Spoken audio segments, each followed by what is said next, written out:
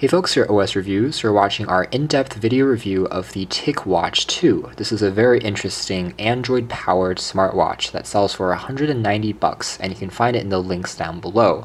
It might be my favorite kind of non-mainstream smartwatch at the moment, and the company, although based in China, has investment from Google, so it's a lot more polished in terms of how it performs software-wise than many other smartwatches I've tried recently. So starting with the design, the Ticwatch 2 feels quite elegant, and that's partially because the bezels are a lot smaller than a lot of other smartwatches in the same price that runs on a full version of Android, and compared to something like the Amazfit Pace, for instance, which has a large ceramic border, this one has a very minimal kind of a plastic edge, and you can see that the screen, which is truly round, extends almost all the way out and has a slight lip to it that makes it protrude and has a slight kind of a chamfered edge that overall makes the watch look and feel very premium. Although it might not necessarily be the lightest or smallest watch on the market, it overall just feels quite light and comfortable on your wrist.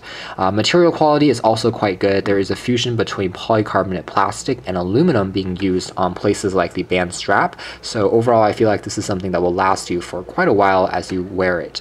Overall, the aesthetics are understated and elegant. There's the simple crown key, which is very tactile and responsive. You can tap on it once to activate the touchscreen display, and vice versa, tap on it again to lock it. When the watch is in its typical operation mode, you can also just swipe across the screen completely to activate the display. Furthermore, there are other gestures you can play around with, such as tilting your wrist to activate the screen, or putting your entire hand over the top to activate the screen as well, and vice versa, putting it over it to lock it again. So there's a lot of clever kind of software tricks and hardware tricks the company is developing. Another clever trick is what's called the Tickle, or the capacitive touch sensor that's implemented on the side bezels of the watch.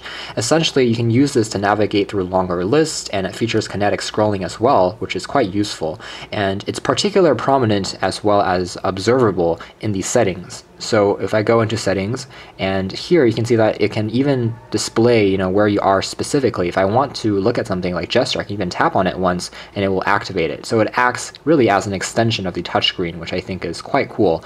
And it makes a lot of sense if you are navigating through longer lists and menus, and it's an intuitive way of using the watch without covering up or obstructing the relatively small display.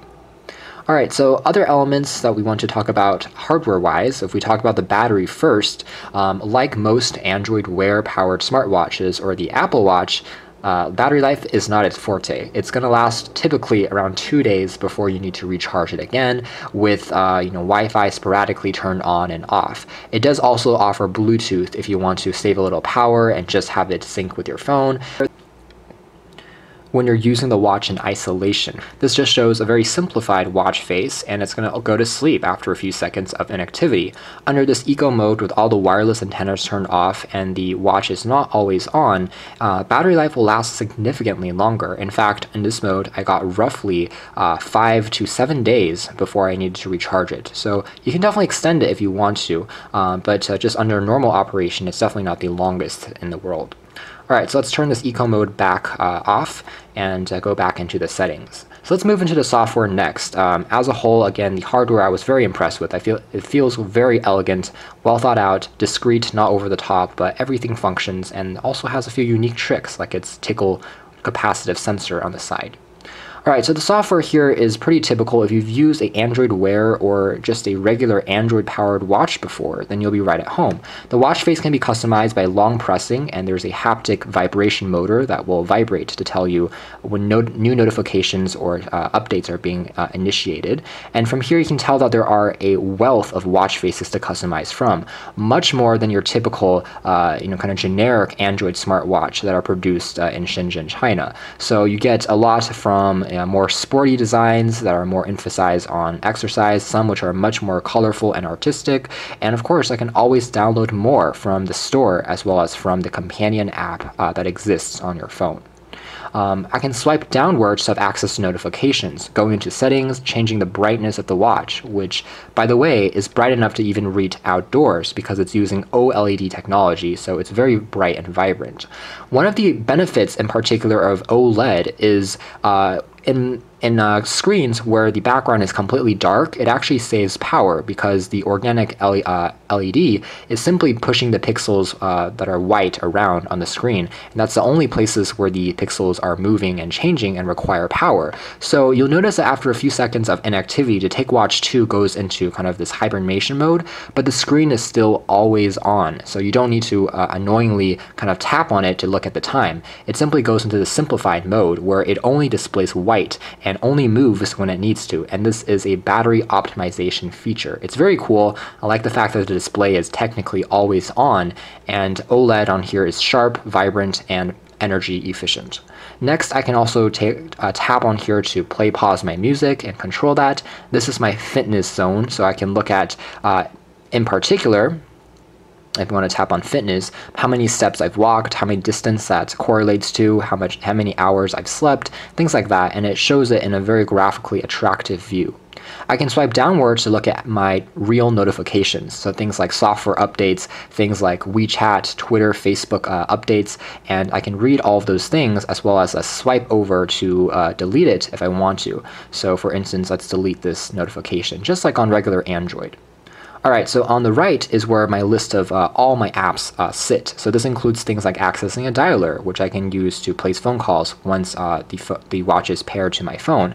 Things like a calendar, my health, fitness, a weather app, also things like, again, a stopwatch, timer, alarm clock, calculator. And in particular, the calculator really is cool as well because you can see how if I tap on the operation key, it expands into view, and that makes it easier to press before disappearing again.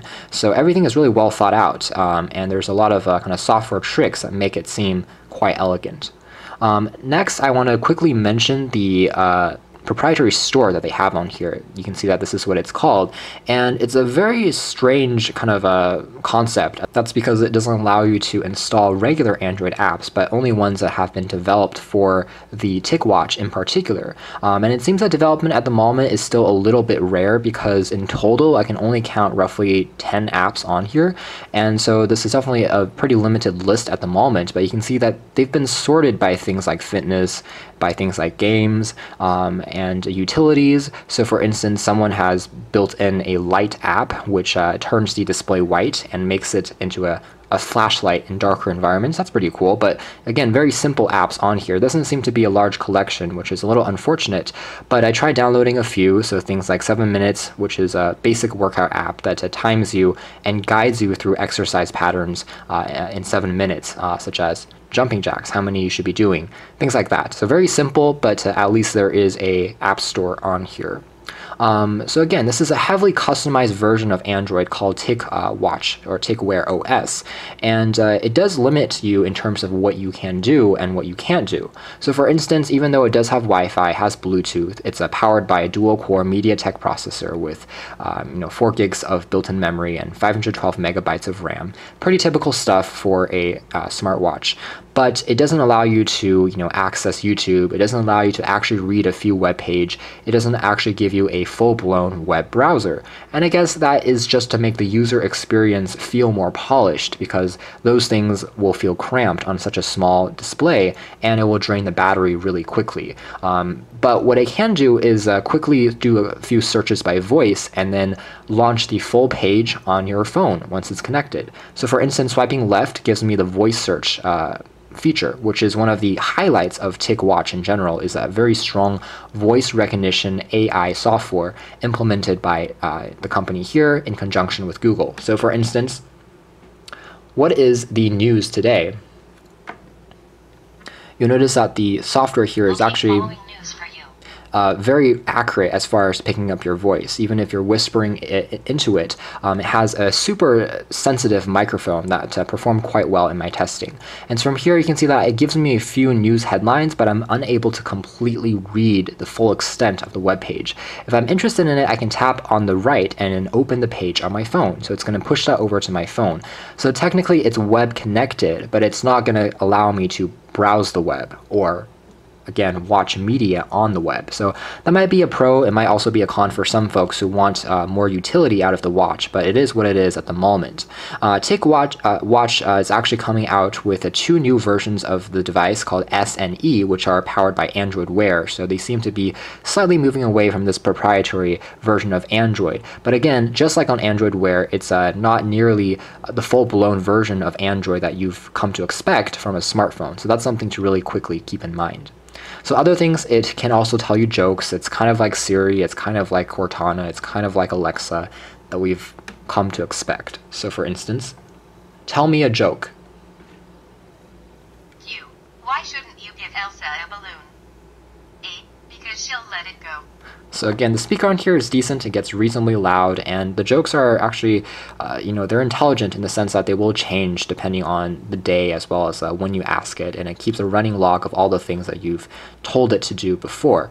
So voice recognition works really well. And because the microphone is so good, one of the highlights that I really like about the Ticwatch 2, despite not realizing it beforehand, is the voice recorder. This is such a simple application. It's not something even really intelligent or advanced, but having a voice recorder on your wrist is super convenient, especially one with a good microphone that cancels out background noises. If you're in a meeting, if you're in a lecture, being able to quickly tap and record a few snippets is great. So I can tap on this to immediately start recording, and it tells me my battery life remaining, the time, as well as how much memory is left out of 4 gigs. I can stop that, I can save it, and afterwards I can see it in a list as well as transfer it over to my phone. So that's the software. It performs really well because Ticwatch have really distilled the features that you would want on a smartwatch. You're not going to be doing things like inputting a ton of text. You're not going to be, watching videos anyways on such a small screen. So they have made it so that all of the features that you would use are prominent and optimized. And as a result, everything feels just really snappy and responsive in conjunction with the excellent hardware and the design here. Overall, it just works like a dream. Everything that you would want it to do, it can perform. Again, battery life can be a little bit longer, but that really is a downside of almost every single smartwatch at the moment, so I can't really critique it in particular. In addition, Wi-Fi reception, Bluetooth reception are also very strong, so no issues as far as connectivity and how the software basically works as you would want it to in a simple, straightforward manner. Technically, the Ticwatch 2 does also have GPS, so you can use it for sports.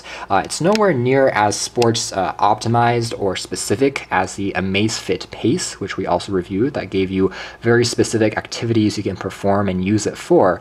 So this is much more of a general smartwatch that's meant for a vast array of consumers and not just for sports enthusiasts. Before we talk about the app here, which is just called Ticwatch Ticwear Global, this is what the charger looks like. It's a magnetically attaching wireless Qi charger. So you can charge it on any wireless base. That's quite convenient, and this one is also quite small, and it will fully charge up in under 2 hours. So it's very quick to power as well. So very nice. It doesn't require any pins. It doesn't require any contact points. It doesn't require any wires. Simply pop it on and it charges. Alright, so this is what the watch looks like. You can see it has a very simple interface. It tells you if you've been connected, and just like on any other smartwatch app, you need to set up an account first to encrypt your data and set it up with your height as well as your goal for how many steps you want to walk. And afterwards, it's going to push these software elements over to the watch. From here, it will sync ever so often if it's connected, and it will tell you how many steps you've walked. You can also manually change things like the watch face. You can change what notifications get passed through from the phone. You can also take a look at specific programs like the weather app and the health app to manage those settings. So that's been the Ticwatch 2, a surprisingly well-designed and surprisingly capable smartwatch that gets all the essentials right.